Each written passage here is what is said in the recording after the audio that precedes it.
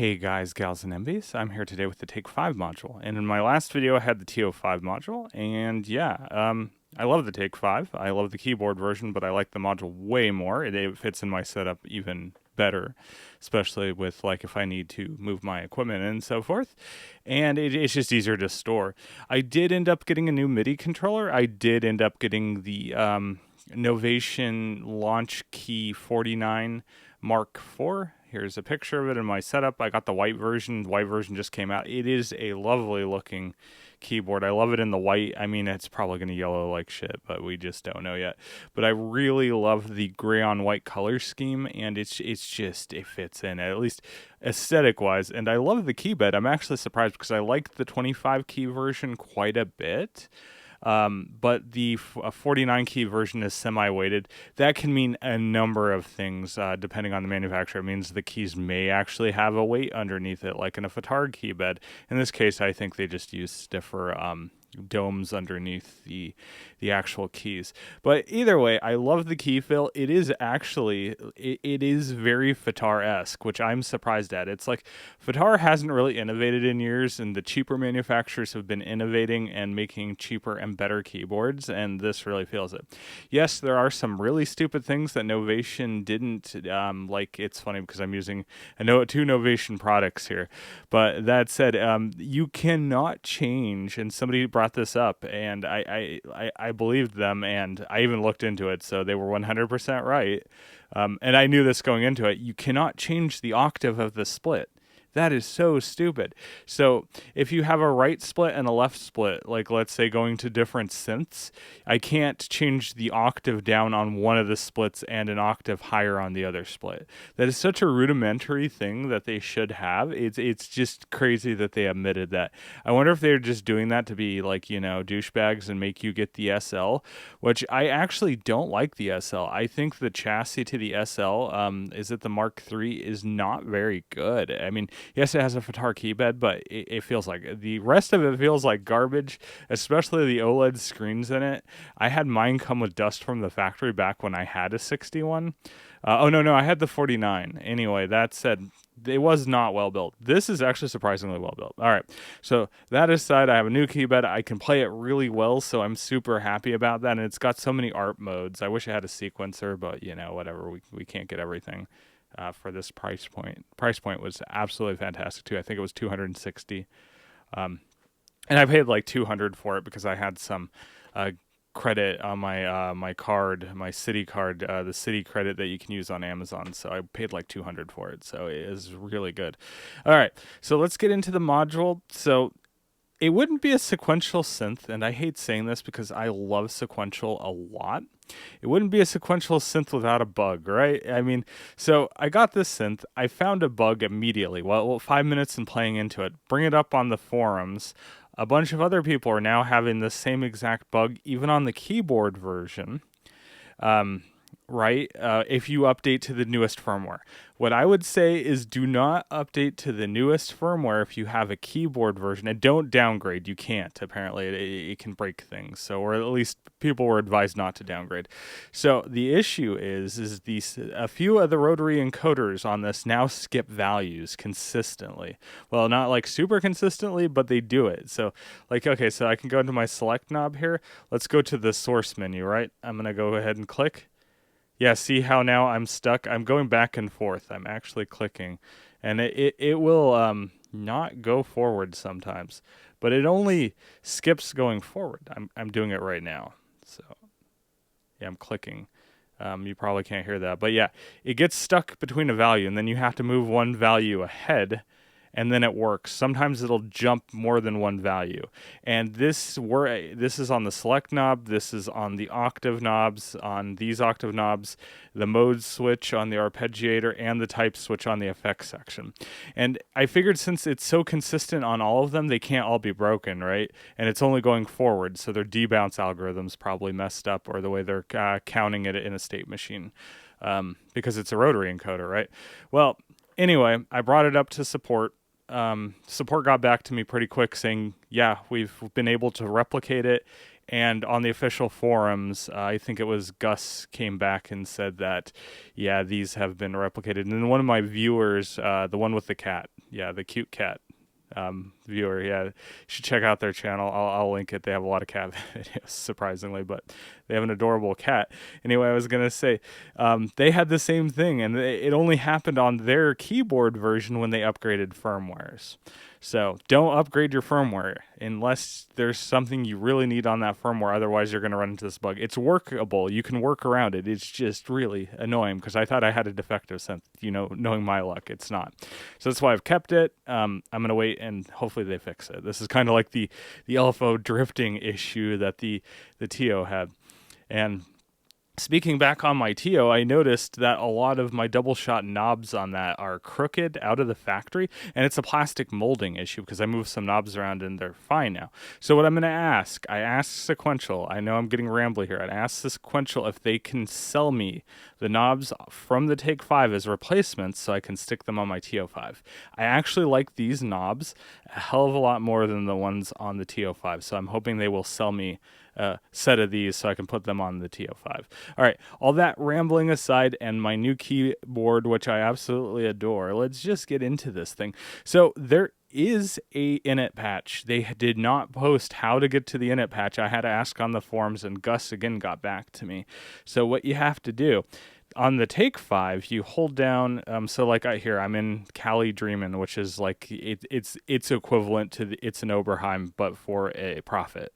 So you go into LFO, you hold LFO, and you press shape. So that's super simple. I like that. But for whatever reason, it's supposed to be LFO shape. You hold those down and then you press the bank button. So that only works on the TO5. On the Take 5, all you have to do, like I said, like I showed here, you just hold LFO here, this LFO select, and shape. And it works consistently. Now on the TO5, in an inconsistency on that, you have to hold these two and then press bank. It's just like, yeah, it like I said, it wouldn't be a sequential synth without all the fun, I guess, right? All right. Well, now that we're into an init patch, let's just make a really simple like pad or pluck sound or something and just go over why I like this and why it is a good complement. We'll do a video where we blow them out against the TO5 again. I did make one before, and Starsky Car just recently released a video putting them together. And he also takes the TO5 and puts it next to a OB6 with surprising results. So anyway, I bring up that video just because specifically I told him that I feel like the roll-off, these both have frequency roll-off. The TO5 and the Take 5 have frequency roll-off. And I told him my theory is the A to D conversion. And he confirmed that his OB6 has frequency roll-off if you turn the mix of the effects 100% wet, meaning that they're going through the digital path of that synth, and the same roll-off occurs. So I guess the point is there is frequency roll-off, and it's based on the virtual VCAs and A to D conversion, A to D to D to A conversion that these are doing.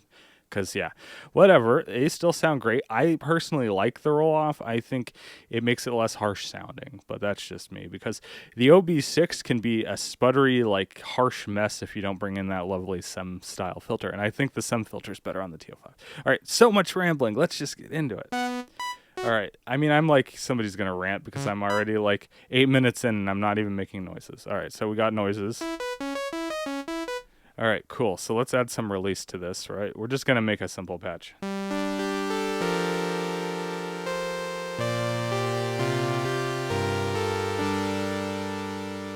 And that should sound exactly the same as the TO5.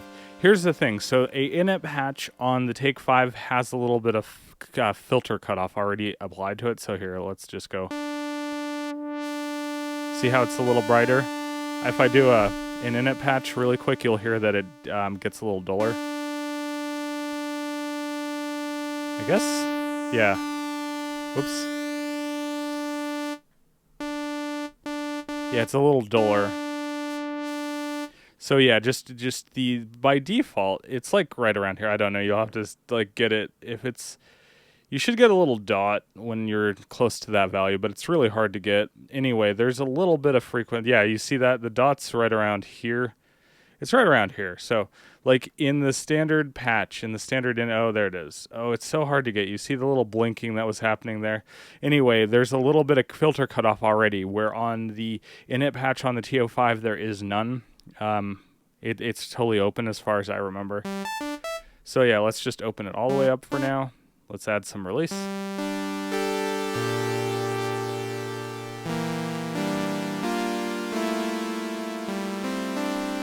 All right, yeah. And it's a very, very bright and nice sounding oscillator, obviously, because it's the same as the TO5. All right, so let's make some fun here. Let's bring in oscillator 2. And then let's add some detune to oscillator 2 to make this sound massive.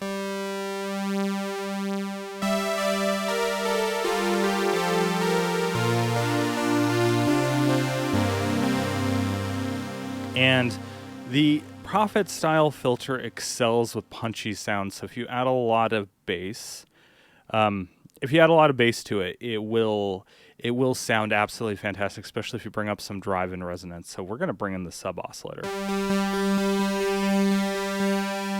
Sub right here.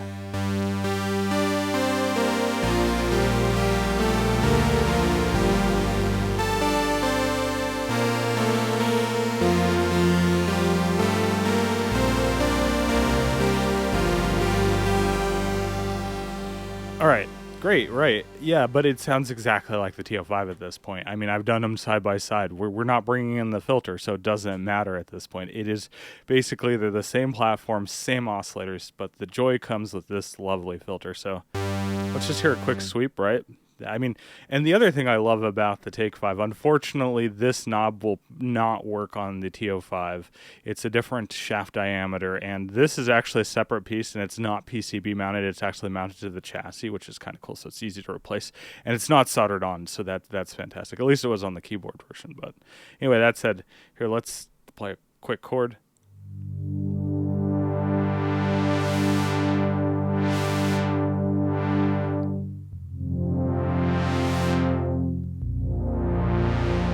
God, that's like, it is such a nice sounding filter. It's so smooth.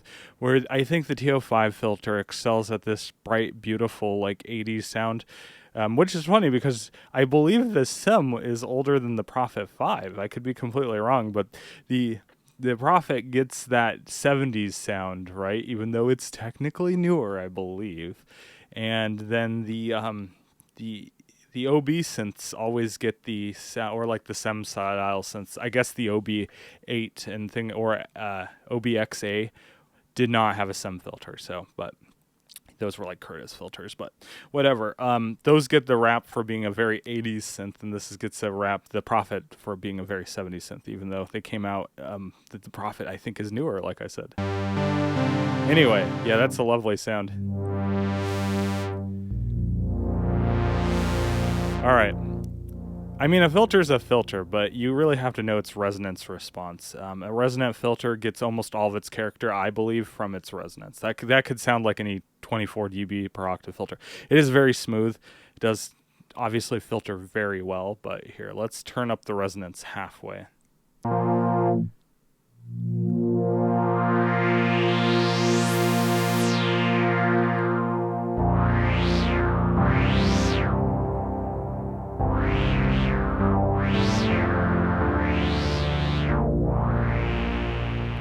Very, very lovely resonance, and it will self-oscillate, unlike the SEM filter, and it is massive. It just picks off those harmonics. All right, I'm gonna not turn it up all the way, but here, let's listen to it very high up.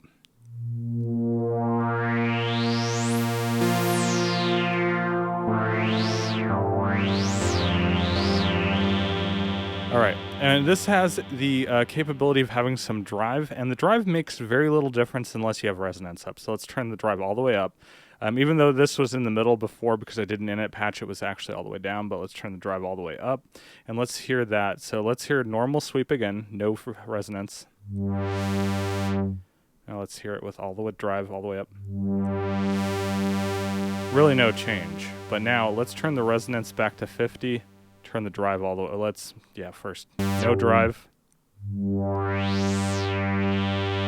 I'll keep it there and we'll turn the drive up.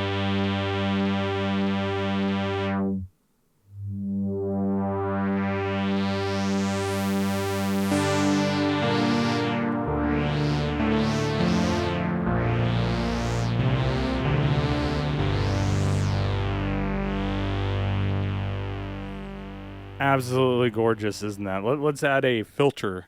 Let's add a filter sweep to, well, let's not make it too filter sweepy so I don't get like a copyright strike, because, you know, this draconian nightmare that is the copyright system. But we're going to add this. So we're going to make the bass like this. This is about how much I want it open. No, maybe a little more. And then let's add a little bit of the filter envelope.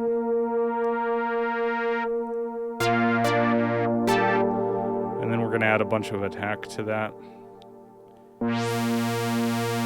Let's turn the sustain down. Let's do a decay so it goes back, and add some release.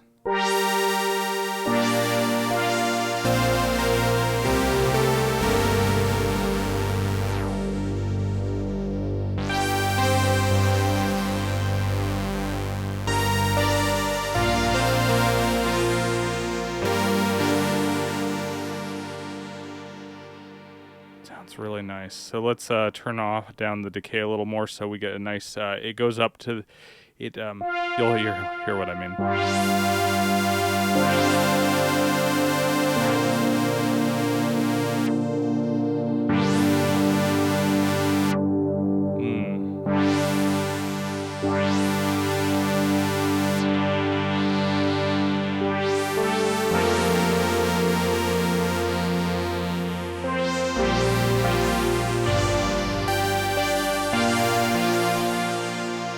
Still a little too bright, huh? Let's turn that down a little.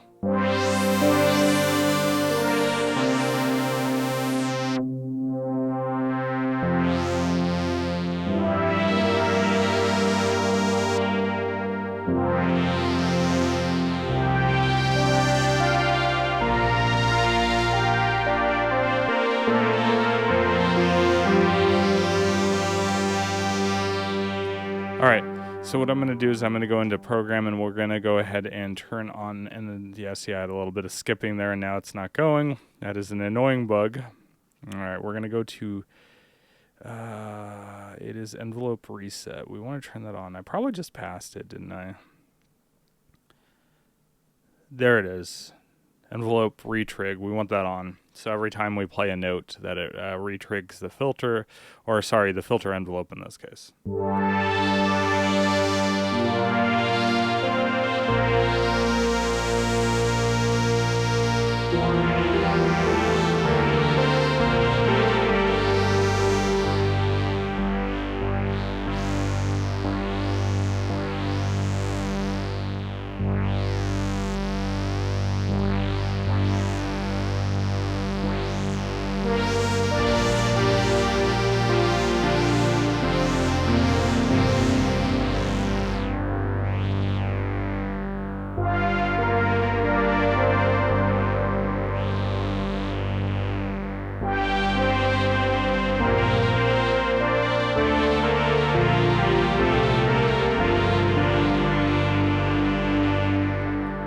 I think that sounds absolutely gorgeous, and that is a sound you really can't get from the TO5 because this just has that really nice smooth, but also just piercing resonance on top of all that.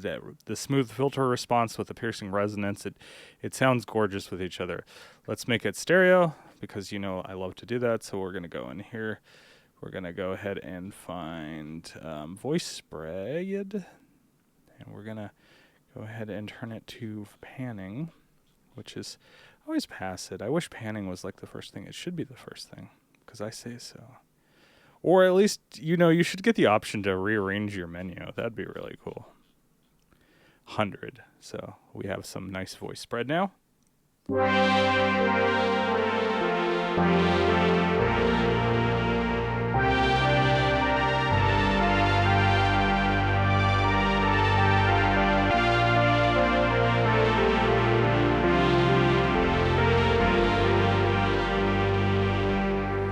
All right, so one other thing that you don't get, that you do on this versus the TO5, obviously, is you get a infinitely changeable wave shape, so it's a blendable wave shape. Unfortunately, I was asked by somebody on a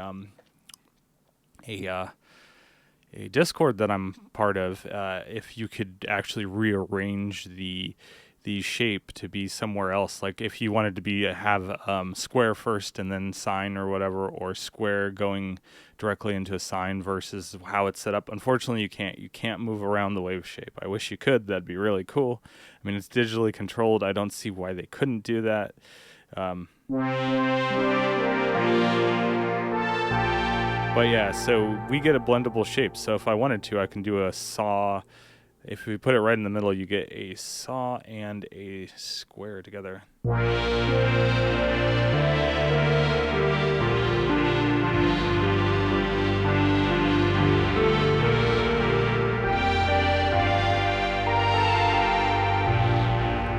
And that is modulatable, but the only thing I don't like about the modulation on that is it is a mono source, or it is a mono destination, meaning that you can't polyphonically change the shape of each oscillator, so you can't do really cool staggered oscillator wave shape changes.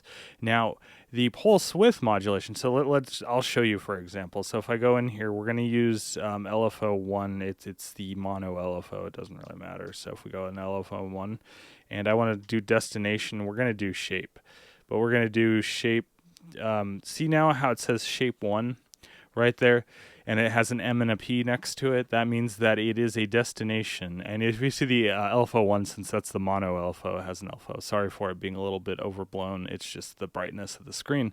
That means it's a mono LFO, and it's going into a destination that both accepts mono and polyphonic. That doesn't mean that it can accept both. That means that it accepts one or the other depending on where the shape is. So if it was truly polyphonic, it would just have a P there instead of the M and the P. The M, the mono side, is the shape anywhere between sine and just a standard square, and then the polyphonic section of that indicates the pulse width modulation. So the square's pulse width. That's the polyphonic section of that. Unfortunately, if I go into shape 2, you see that's mono only. So the pulse width modulation, even if you just wanted to do pulse width modulation of the second oscillator, it is monophonic only. So that really sucks. You can do both, and then you get both, but that only says that I believe that the second oscillator doesn't have a way to do polyphonic change of the pulse width parameter.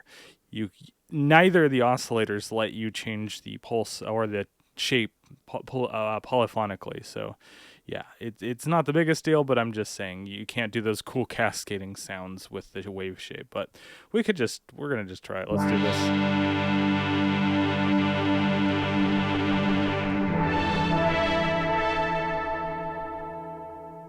Bringing down the speed.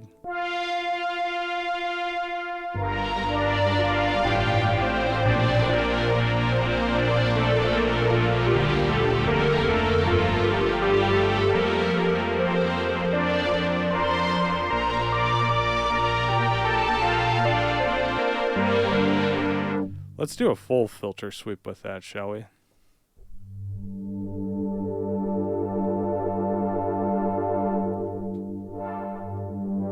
Let's make it a little shorter. Not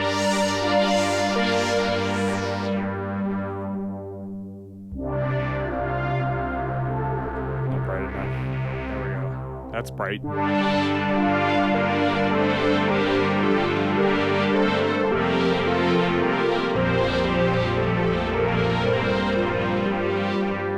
Add some delay to that. So the BBD by default, when you turn on the effects on an init patch, BBD is the default. On the TO5, it's no effect. You have to go through the effects. BBD is the only one that does ping-ponging. The standard delay is stereo, but it doesn't do ping-ponging. It just, yeah, it's interesting. Let's turn the time about here, depth here, feedback here. So.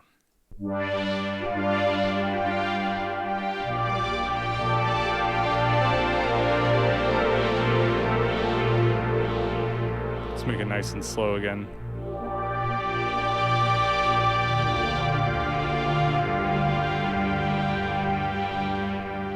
Giving it more resonance, more resonance.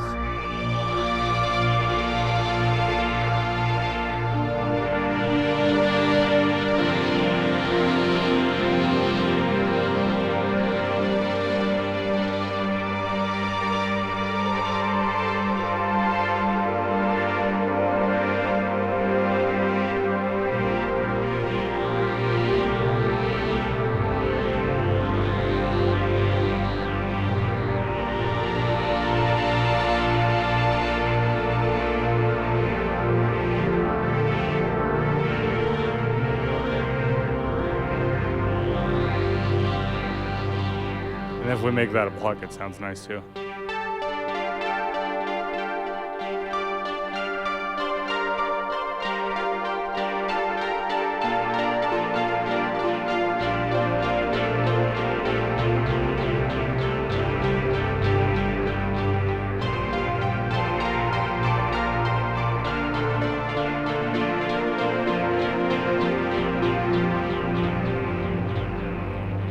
That resonance is absolutely gorgeous. At least I think it is. And if you don't think so, you're wrong. There's just that's my opinion that you're wrong. No, it's fact.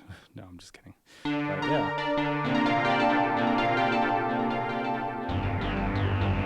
Oh yeah, that is lovely. All right, well, I had fun enough. I rambled enough about synths and, got into the issues that I had with my particular unit. And like I said, don't upgrade your firmware if you have a keyboard version, the latest firmware. So to get into that, I believe you hold down destination here, and then you go into the global menu. Yeah, so the latest firmware is 2.1.0.2. That's the broken one. Don't do it. Don't do it. And interesting, I noticed that the front panel firmware is separate from the actual system firmware. And you can actually tell which panel firmware you have by holding down clock source. See how that says 1.0? And yes, the multiplexing is effed as well in that. It's nothing wrong with my display. If I go to patch, let's see, if I go to 10, which is 110, if I hold this now, it doesn't flicker. So it's a multiplexing issue, or somehow that they're reading it into the register that comes back to drive the 7 segment. So it's always fun. Like I said, it's always a bag of tricks, unfortunately, with sequential synths. As much as I love them, there's always something weird, especially in the software side. So, yeah. Great sounding synth. Obviously, it's a good complement to the TO5, which I have sitting to the left of me right now. It's dust covered, but yeah, we'll do a combination of this against the TO5, and like I said, Starsky Carr recently did a video against the two of them, and he also did a video on the TO5 versus the OB6, and I would highly recommend you try those videos as well. And I've done a video in the past on the TO5 versus the Take 5, and so did Devin over from the his stage name being Miles Away. Yeah, so I'm sorry, I can never pronounce your last name because it's French, I believe, and yeah, me and French words just don't get along. Oh, that's actually a really good sounding EP.